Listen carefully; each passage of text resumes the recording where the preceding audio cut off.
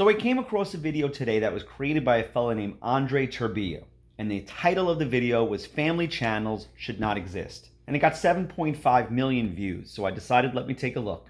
And before I tell you my thoughts on Andrei's video, I want to tell you a little bit about him.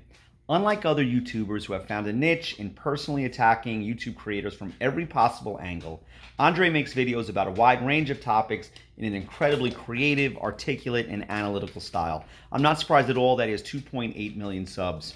He asks that people leave comments and seems genuinely interested in opposing dialogue, so I decided to make this video because being that we have a family vlog, I think the conversation is important. My biggest problem with Andrei's argument is that he paints family vlogs with incredibly broad strokes while cherry-picking three profoundly extreme examples. The first family vlog that Andrei uses to demonstrate why family vlogs shouldn't exist is the Norris Nuts. And the Norris Nuts have 5.57 million subscribers. Mom and dad is Brooke and Justin, and they have 6 kids ranging from 16 to 1. One of the things that mom likes to do on this channel is talk about her desire to have another child, and she includes the children in all of this dialogue and as a major part of the themes of their show. And she also includes them in some really disturbing scenes where she tells the children that she had a miscarriage and records their reaction. Well, that is an absolutely horrible thing to do. I don't agree with that at all. That kind of thing is a brutal piece of information to share with a family member, and then to record their reaction is profoundly insensitive. However, I believe this is a really, really extreme example, and I've never done anything like that on our channel. So I think it's pretty difficult to use this particular extreme example as to why no family channels should exist. The second example that Andrei uses to explain why there should be no family vlogs is Myka Stauffer. She recently deleted her entire channel with over 600,000 subscribers. And if you're not familiar with the story, her and her husband adopted an autistic Chinese child, and they documented the entire experience on YouTube. And the channel was very successful, and they earned a lot of money from that whole experience and documentation. Then, 2 years later, they returned the child. So Andrei makes the argument that, well, they returned the child because the return on investment was no longer a positive one. I don't know if that's the case, but still, it's not a very good look, obviously.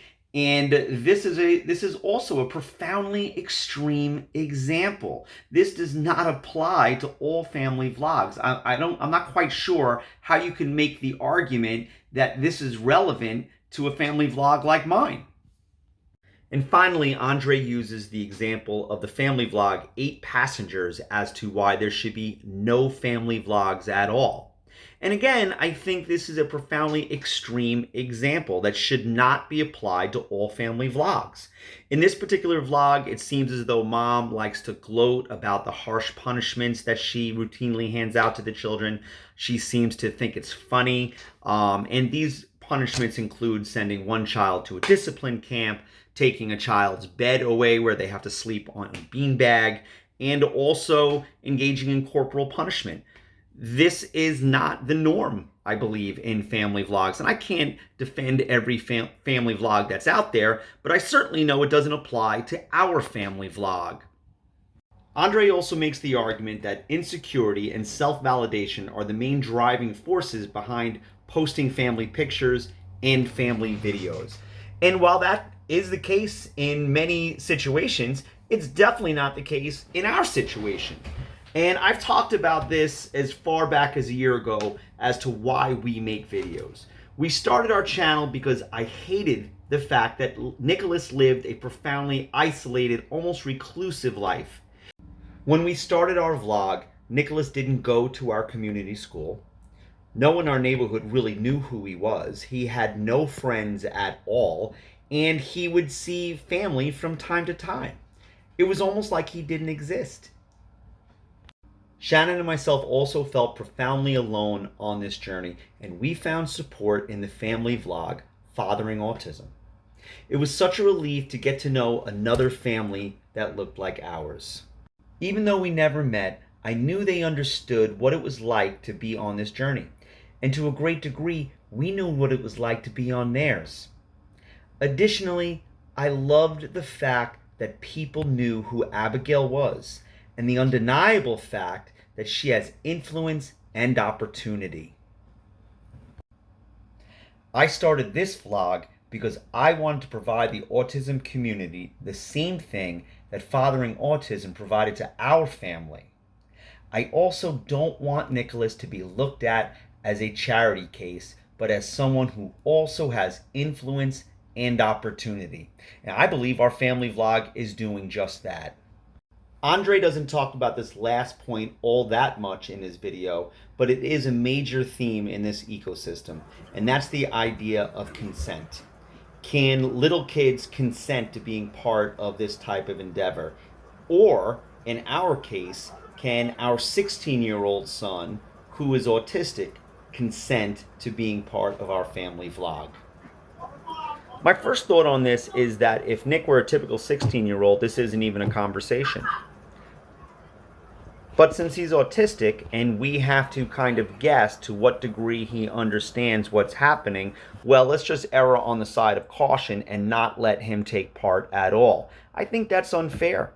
I think that's holding Nicholas back, really discriminating against him because of his disability. Here's what I know. Nick understands that he's part of a YouTube show. He knows that he's talking to viewers when he says, "God bless you, we love you, and we'll see you next time."